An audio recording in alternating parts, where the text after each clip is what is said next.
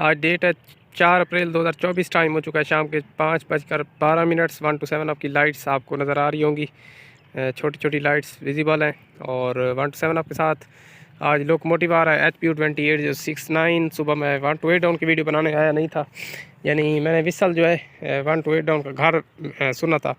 यानी हमारे घर से ट्रैक का फासला जो है वो तकरीबन अगर पैदल आए तो 5 मिनट का है। तो जो भी ट्रेन जिनके पास होती है, अक्सर तो मैं ट्रेन देखने आ जाता हूँ, अगर मैं मिस भी हो जाऊँ तो उस ट्रेन का विसल घर लाजमी सुनाई देता है और आवाज़ भी आती है। तो उस वक्त सुबह जो है मैं नहीं आ सका था, तो जब ट्रेन का डिपार्चर विसल हुआ है तो मैंने सुना है, तो मुझे तो ऐसा लगा कि लोकोमोटिव सुबह 80-69 था। मज़ीद कन्फर्म जो है जब ट्रेन आएगी तो हम देखेंगे कि आज इसके साथ कौन सा लोकोमोटिव आ रहा है। मेरा अंदाज़ा 80-69 का है। तो 1 to 7 अब सनामा तक राइट टाइम होगी, आप गुरमानी से मेरे ख्याल में चल रही है। तो हम आज किलोमीटर में 55/5 से देखेंगे 1 to 7 अब पास होते हुए। और अभी सनामा स्टेशन के होम सिग्नल डाउन नहीं हुए ट्रेन के लिए। बाकी आज 130 डाउन जो रावलपिंडी से मुल्तान के लिए आ रही है। तो इसमें जो लोग सफ़र कर रहे हैं, यानी काफ़ी सारे लोग वो ग्रुप में ऐड हैं। तो कुछ देर पहले वो ग्रुप में कह रहे थे कि आज 130 डाउन जो है वो हैवी रश है उसमें, ठीक है, यानी बहुत ज़्यादा रश है आज मुसाफिरों का 130 डाउन में, जो कि रावलपिंडी से आ रही है। तो पिछले साल भी यही हाल था, यानी 130 डाउन में ईद के दिनों में जो है ना रश बहुत ज़्यादा हो गया था। यानी ट्रेन के इंजन पर और ट्रेन की बोगियों पर, छतों पर भी लोग थे, ठीक है। इंजन के बैक साइड पर, फ्रंट साइड पर, असिस्टेंट ड्राइवर वाली जो यानी कि सीट उससे आगे जो गेट होता है वहाँ पर सारे लोग थे, ठीक है। यानी पिछली बार भी 130 डाउन में बहुत ज़्यादा रश पड़ा था। तो कहने का मतलब ये है कि जिस तरह ट्रेन में रश होता है ईद के मौके पर, तो पाकिस्तान रेलवे को चाहिए कि ऐसी ट्रेनें जो कि ब्रांच सेक्शन की हैं, जिन पे यानी कि ईद पे आमदनी भी बहुत ज़्यादा हो सकती है, तो इनमें कोचेज़ बढ़ानी चाहिए। जैसे आप 10 कोचेज़ हैं, तो अगर 2-3 दिन के लिए 12 कोचेज़ भी कर देंगे तो कोई ख़ास फ़र्क नहीं पड़ेगा, ठीक है। यानी जिस ट्रेन की 18-19 कोचेज़ हैं, अगर उसमें से एक एक कोच काट के इधर भी लगा दें, 12 कोचेज़ कर दें, तो इससे ई स्पेशल ट्रेन जो नहीं चल रही उसकी भी थोड़ी बहुत भरपाई हो जाएगी।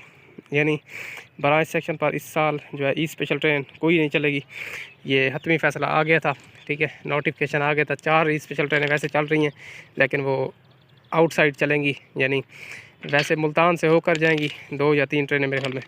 बाकी जो कुंदिया सेक्शन की कोई स्पेशल ट्रेन नहीं चलेगी, यानी कुंदिया रावलपिंडी साइड पर, तो यानी विया शेरशाह ब्रांच लाइन सनामा। तो इस हालात के पेश नज़र, यानी कि जिस तरह मुसाफिरों का रश आज 25वां रोज़ा है, तो अभी से ही बहुत ज़्यादा हो गया है। तो गवर्नमेंट पाकिस्तान रेलवे को चाहिए कि अब थाल एक्सप्रेस की 10 से 12 कोचेज़ कर दें, क्योंकि मियार एक्सप्रेस की कोचेज़ बढ़ाएं या ना बढ़ाएं, उसका तो वैसे भी वो प्राइवेट गाड़ी है, वो तो ठेका है, उसका तो 10 कोचेज़ से ज़्यादा यानी कि लगा भी नहीं सकते उसकी, क्योंकि उसका एग्रीमेंट सिर्फ 10 कोचेज़ का है, ठीक है। उसमें जितना मुसाफिर अब बढ़ जाए तो कंपनी जो है पाकिस्तान रेलवे पर कोई एतराज़ नहीं लगा सकती कि कोचेज़ बढ़ाई जाएँ या कुछ भी।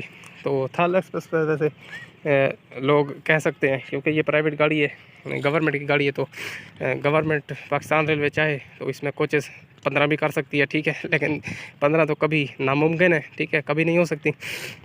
वैसे जहाँ तक मेरा अंदाज़ा है, गवर्नमेंट को चाहिए, पाकिस्तान रेलवे को चाहिए कि 130 डाउन और 1 to 9 आपकी कोचेज़ 12 कर दें, ताकि ईद के जो ईद पे जो एक्स्ट्रा रश होता है ट्रेन में उसको मैनेज करने के लिए।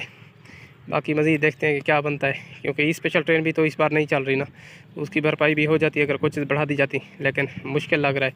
वैसे पिछली बार की तरह लगता है कि इस बार भी रश बहुत ज़्यादा होगा, लोग छतों पर सफ़र कर।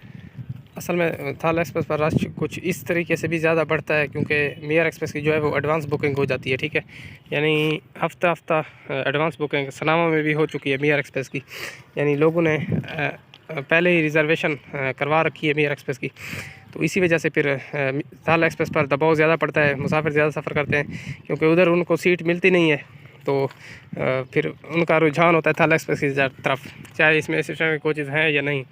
तो हाँ, मेन बात तो ये है ना, अब गर्मियाँ आ रही हैं, तो अब तो सबसे बड़ी बात है कि गवर्नमेंट को यही चाहिए कि थाल एक्सप्रेस में 2 इसी तरह के कोचेज़ लगा दें, ताकि ये भी मियार एक्सप्रेस के बराबर मुकाबले में प्रीमियम ट्रेन बन सके। लेकिन मियार एक्सप्रेस का किराया ज़्यादा, इसका किराया भी कम है, तो ये तो बहुत ही ज़बरदस्त ट्रेन बन जाएगी। तो तो सामने 1 to 7 अब भी अब आ चुकी है सनावा लेवल क्रॉसिंग करीब। देखते हैं कि आज भी ये काशन स्पीड से पास होती है या कुछ अच्छी स्पीड से। और इंजन नंबर भी हमने जो है ना देखना है, यानी मैंने तो अंदाज़ा लगाया 80-69 का सुबह विसल सुनकर, तो मज़ीद ये अंदाज़ा गलत है या सही, ये तो जब ट्रेन साथ आएगी तो पता चलेगा।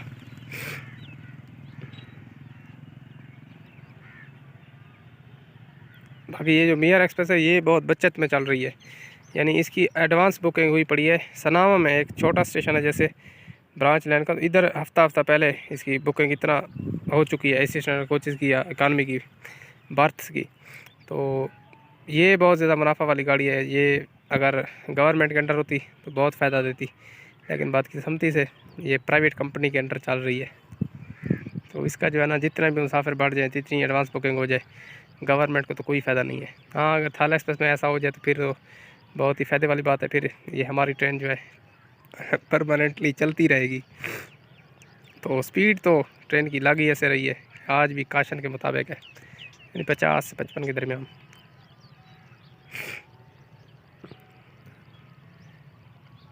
असल में ट्रैक इस साइड पर बहुत ज़्यादा वीक है, गुरमानी से सनावा तक, इसी वजह से ड्राइवर जो है ज़्यादा स्पीड लगा कर रिस्क नहीं उठाते।